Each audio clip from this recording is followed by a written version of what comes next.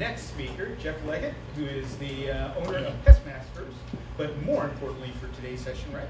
Yes. CT Recycling. Correct, sir. Jeff? Bring my coffee up here.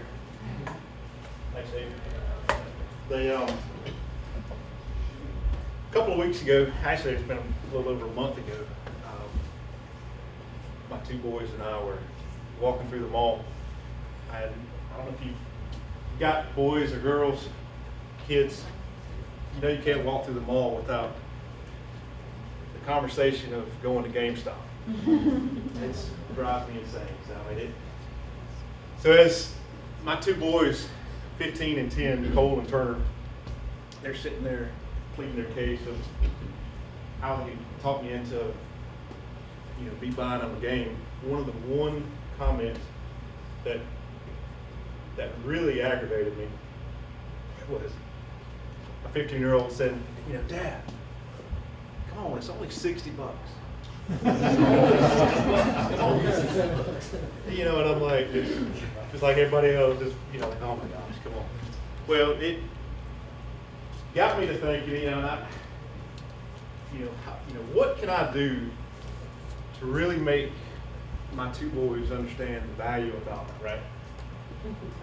So me and a friend of mine that I grew up with were, in Smyrna, Georgia, talking over the phone. Conversation about this came up, and one of the things that he was doing with his boys that both him and I were talking about was a recycling business, to kind of help his kids understand the same process, business, value of the dollar, and the infrastructure of the whole business. So I really started going in and digging in deeper into this thought of recycling the last couple weeks, and presented it to the city and to the county. And surprisingly, didn't know it at the time, but the county was actually doing away with their curbside recycling program. So when speaking to them about that, there were several issues that they had as far as leadership issues, financial issues, struggles, just trying to figure out what to do. One of the things they had was, changing leadership. The guy that pretty much took this program and started the program up, from the ground up, wasn't there any longer. So they really struggled on trying to keep it afloat. So luckily they really started liking the idea that I had of this local curbside recycling business that my son and I were going to start. So the idea of a little small weekend thing has really turned into something more. So I'm kind of nervous about that. That's one reason why I'm here. Two things that I'll be doing, is residential and commercial, recycling pickup. The residential side I've kind of figured out, but the residential is, I'll have, instead of your traditional totes that you normally see, blue totes on the side of the road, I'll be using recyclable bags. These bags will be printed with my logo, my name, CT Recycling, and the different colors will be blue for plastic and aluminum, clear for paper and cardboard, and green for glass. These customers will have the opportunity to choose which ones they want to use. If they take their paper somewhere else, whether it's through their business, they can just choose to recycle plastic and glass. And there'll be a service charge depending on which ones they want to do. So if they wanted just one, be a service charge for one recyclable, two or three, all of them together, all the above.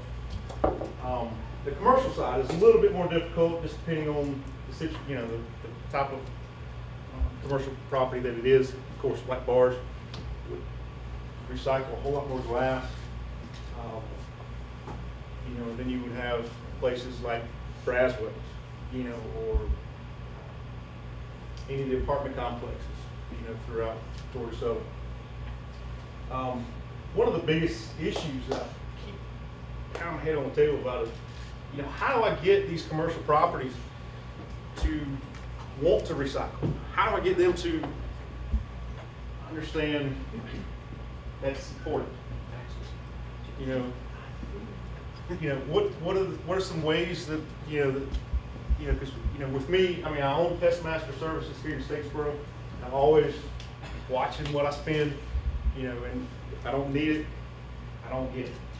And how do I get those customers to really understand, that there is a value, in what I do and what I'm providing for them? How do I validate that service each time I'm out there?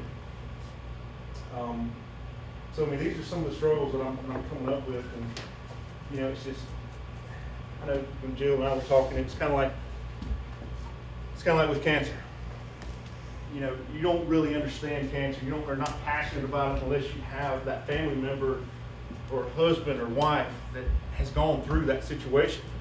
And then you're extremely passionate about it. How do I get these commercial properties or these customers to be passionate about what I'm passionate about? And to start, recycling. I mean, how do you get them to really see the future implications of not recycling?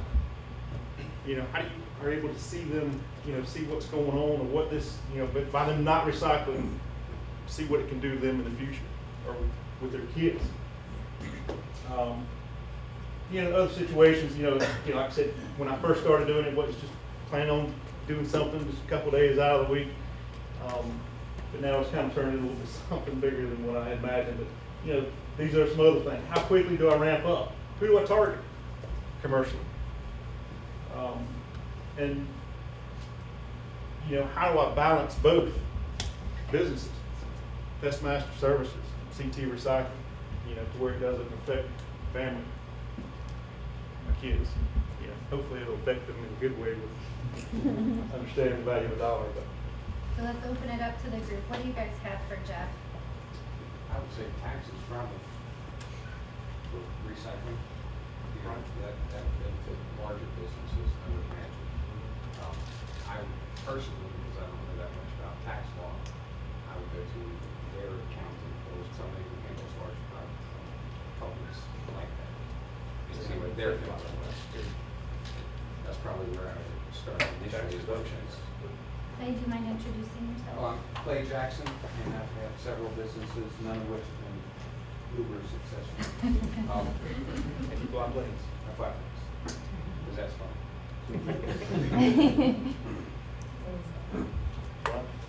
Brian Reese, Party Harbor Inflatables.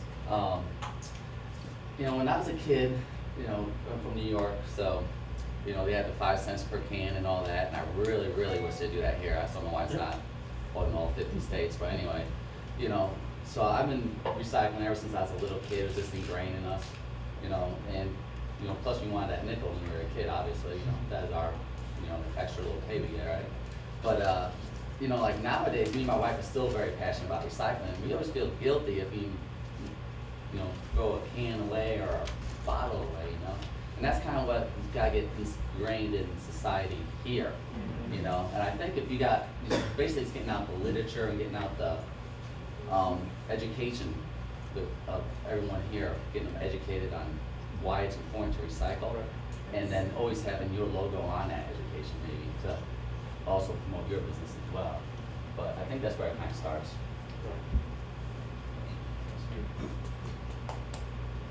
So if you talk about the apartment complexes, and this goes really with what Brian's saying is, but you have to go to those residents and get them to demand it, because the apartment complex has no incentive to do it. But if their residents are demanding it, particularly student complexes, if there's an education there, then they're gonna demand it, and at some point, the management can go, well, this is an issue with our students, with our residents, this is something they're looking at. Of course, that's a big, that's a huge can of worms. That's a lot involved. And I know you mentioned taxes, but the county commission is not going to put a tax to help your business. I don't think. I don't think that's not what I was referring to. I'm talking about the benefit you get from recycling as far as your tax write-offs from businesses. Like I said, I don't know where those would be, but that would be one way of addressing it as far as I don't know if there is a write-off Yeah, for that, no, but, no. I mean, if anybody does know, But that's, you know, you have to create, sometimes you have to create the demand downstream. Same way with businesses. If a business, and you mentioned Braswell's, a lot of larger companies now want to do things so they can say environmentally, we've reduced our footprint. You see a lot of manufacturers doing that. So for them, obviously, there's an incentive that they can market when they're marketing their products, particularly now they're going after these naming rights and things like that. They're doing, you know, they've got characters on their products and all. Well, if they're dealing with a Disney or somebody large like that, to put Mickey Mouse in the front of a jar of jelly, they need to be able to show Disney that we're very conscious or very good stewards of the environment. But there again, you have to create that, you know, you have to educate on the back end and create the demand on the front end. Yes, sir. Joseph Akins, maybe for a little bit, Jeff. You were talking about the two different businesses, and I don't know if there's a possibility to synergize what you're doing there if you're already calling on one perhaps and sitting, because I agree with Ryan, Ryan. We know each other, and I'm calling you wrong name. I agree with Ryan about the, you know, that you want to appeal to what you need to be doing, but most people are not going to be incentivized by that. They either are green-minded or they're not. What's going to speak to them is some kind of monetary incentive. So perhaps if you could maybe target people you already want to do business with, some kind of discount on pest control if they're doing this, something like that. I don't know if you're going to have the businesses working together in any shape, form, or fashion, but if you're doing that, then, you know, combining your stops where we can do some of the business while we're doing one of the other businesses. I don't know if that's possible or not, but that also is going to keep your costs lower when you can do two things at one time. That's Yeah. fine. I might add on to that. I'm just speaking. Like you, I moved here from a city that had a robust recycling program, and it's a culture shift. But you know, a lot of success is defined by failure. I asked about recycling here, and I understood there was a nonprofit called Recycling Bullet, which could not make it and is closing. So I might suggest that as you are conceptualizing what you want to do, is that you look why they failed and perhaps why the county felt that, you know, they shouldn't be investing in curbside service. And so I don't know if they failed. I mean, it's all, but I mean, I think the point is that, you know, if there's not a mindset and you're really moving into more of a social enterprise, that you want to connect also with a higher purpose than just the bottom line. But if it's not been successful in the past, then if you can't understand why they failed and who their customers were, then I think you may not have success on the for-profit side when public and nonprofit hasn't succeeded. And I might suggest by stepping back to see what went wrong or what their And those are some of challenges the things that were. I've done. That's we're kind of laughing about because one of our councilmen is in the room.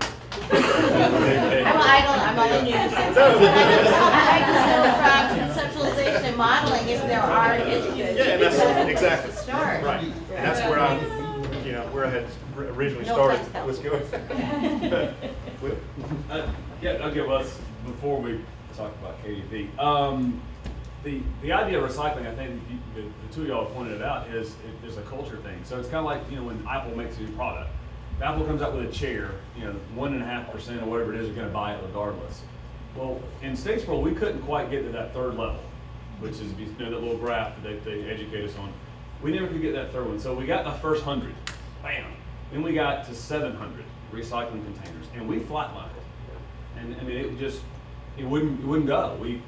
It teetered on 650 to 850 of the number of people, and there's 14,000 customers in the city of Statesboro. So Jeff, I don't know, you know those numbers already. I mean, some of the people don't, and we don't know what it would take to take that number, because there's only so many out of town that have been used to doing it, and then there's people like, you know, the Hallmans and I that learned to do it, because we didn't do it before, and everything went to the landfill. We had plenty of time, plenty of space. Now everything goes to Waynesboro. I don't know if people in Statesboro know that, but our trash travels 65 miles. Once it leaves your house to Jessup, it travels to Wayne County 65 miles, and it costs a lot to do that. So that's the thing. If we can figure out, Jeff, if you can figure out, I don't know if it's a shock and awe, if it's continuing to figure out what we're going to do with KBB. And the reason I was back here, like, oh my God, KBB worked great, phenomenal. And then government entities decided it wasn't working for some reason, that in January, I'll be glad to have a whole essay on it, if y'all know why. I'll be glad to let you know. And it's because the person making the decision wasn't y'all, it wasn't me, it wasn't Jeff. It was someone that made a decision that didn't get it. They didn't get there's a quality of life value to it.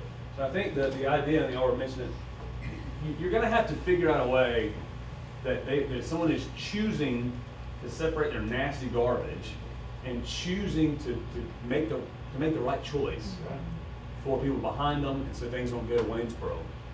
Now, one thing that I do hope to do, and we haven't got it passed yet, I've got 4 months, we're hoping to make the incentive on your water bill, on your trash bill, because like I was saying to Jeff before, there's 3 ways that you make money in recycling. 1 is picking it up, 2 is you're not carrying it somewhere, and then 3 is you're selling the materials. Well, Jeff can't make any money on the other 2. So we're hoping to be able to take it off of your water bill, off of your trash bill. If I can get 2 people convinced to agree with me, I think we can. We're gonna give you a discount if you sign up with any recycling. You just happen to be the only one. So, and that may only be $1 a month or something, and then the other businesses that are in town, they may have, the businesses may get it as well.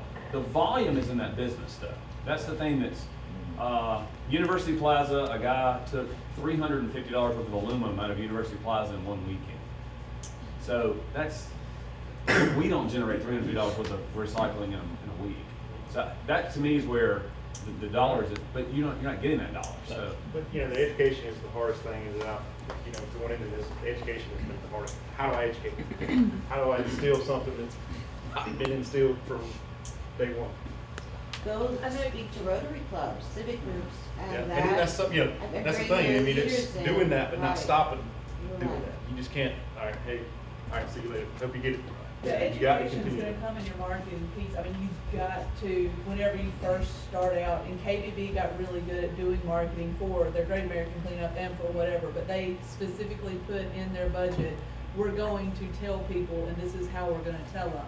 I know people don't sometimes value that part of their business, but sometimes with something like this, you have to put money in the marketing on the front end to be able to tell people what it is that you're I mean, doing. like I'm looking into doing stuff for the fair, doing some volunteer work, putting stations down throughout the fair and stuff like that. You know, and continue to do stuff like that, so, yes, sir. See, I think you guys get, Ben McKay, I'm with the center here. Basically, this is the way I'm kind of conceptualizing the thing. The way to get the businesses on board is to let it, and I'm not sure how they are currently billed for the trash that they're doing, but do it as, we can do this faster or better than what this guy can, because they're gonna come every couple days to pick up your can of recycling. You give me your recyclables, I'll come and pick them up I'll come pick them up Sunday morning after the bars close, or, you know, that kind of really fast turnaround, so you don't have to worry about somebody coming in and getting into your trash can and digging through there and, you know, bag of yuck falls on them and suffocates, and then you have all those issues. So it becomes one of those where the value is it's a faster service, and then I'm not sure if they're being billed by the ton or what they're doing that way.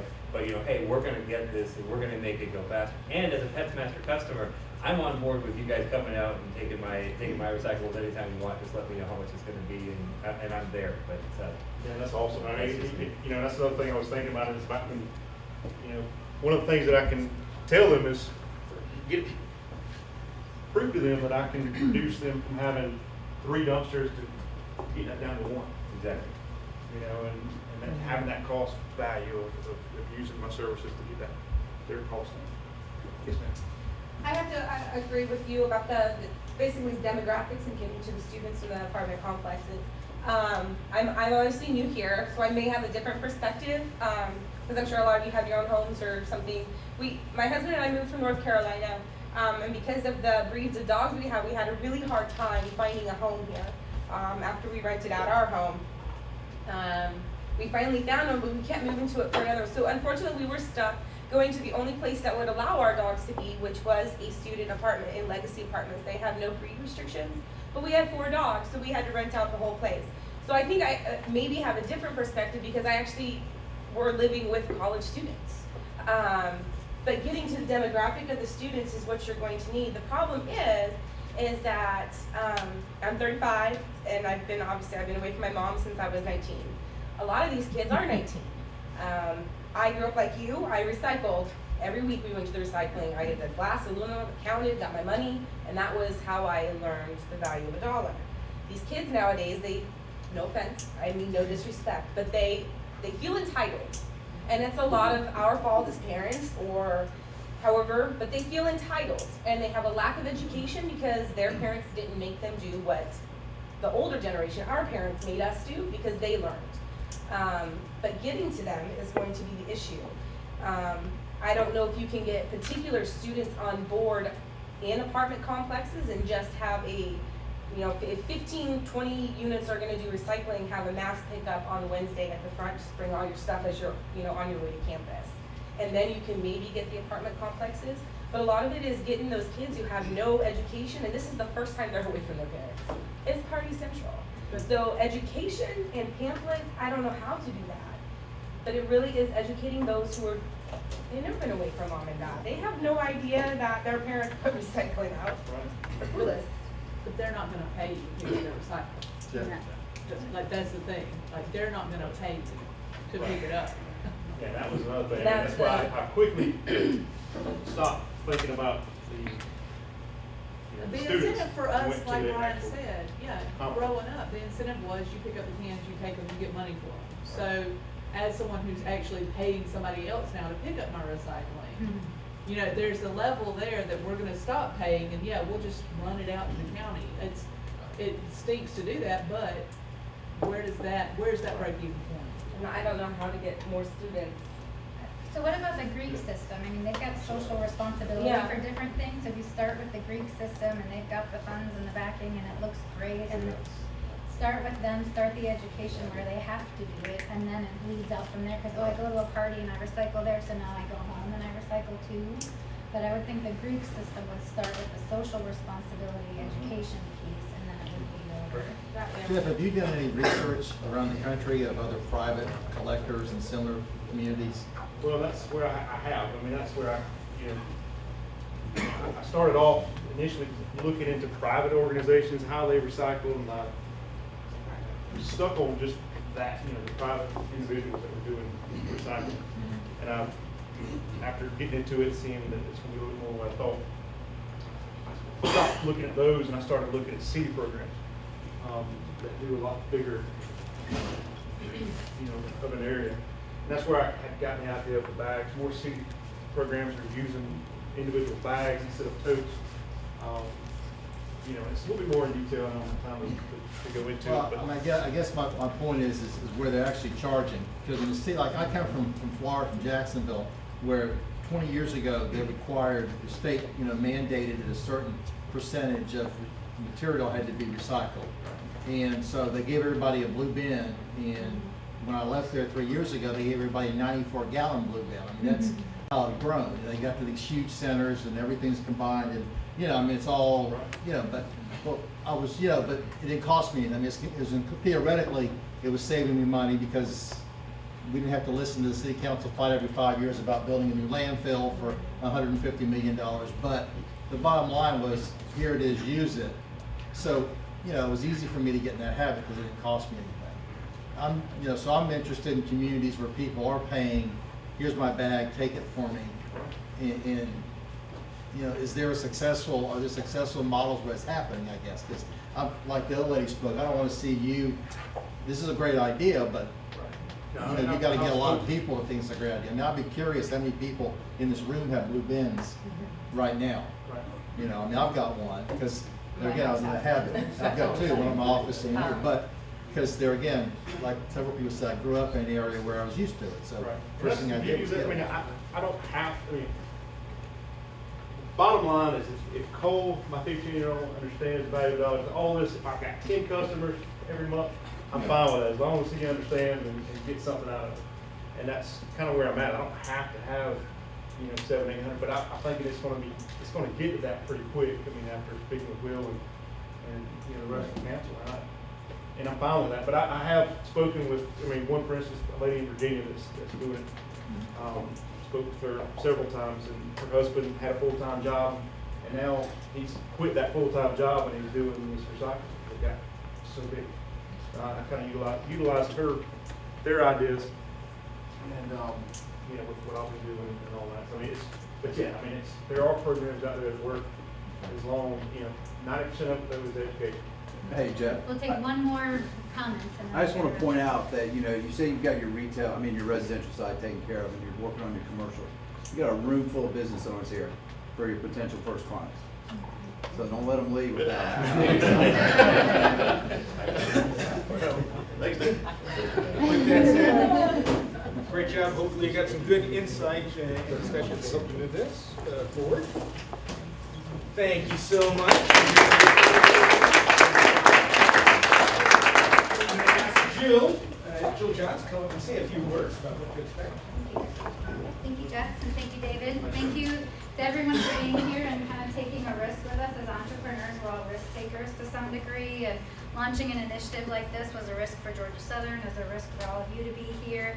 It's really difficult to stand up in front of a group of your peers of 40 people and be naked and share your problems and share your issues, and so it took a lot of bravery and guts, so thank you to both David and Jeff for doing that. Obviously, this is a forum for all of us to serve the Statesboro community and entrepreneur community here. So if you're interested and want to get involved, we are starting to do this at a monthly rhythm. But if the demand is there that people want to meet more frequently, we can ultimately grow this to be a weekly meeting if we'd like it to be. But we'll follow you and follow your pace and what you're interested in, because BIG and the city campus is ultimately here to serve you.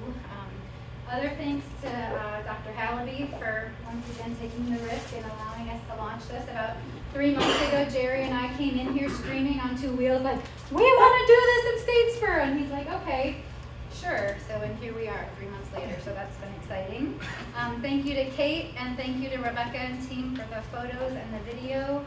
We plan to do a lot of publicizing and broadcasting, so you may see your beautiful faces somewhere on a website or a Facebook page or a Twitter account. And speaking of websites and Facebook and Twitter, please like us and follow us. Again, that will be a place for us to have the videos and the photos, but also hopefully lots of helpful resources for you as you grow your businesses and start your businesses. Want to create an interactive forum there as well. Cool Beans, thank you for our coffee. Go next door and buy lots and lots and lots and send him people hired.